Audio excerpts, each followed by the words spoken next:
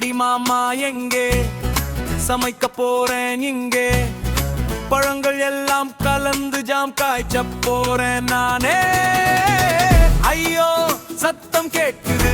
பாத்திரம் கீழருடுது வீடெல்லாம் சிதறி கிடக்குது ஓடி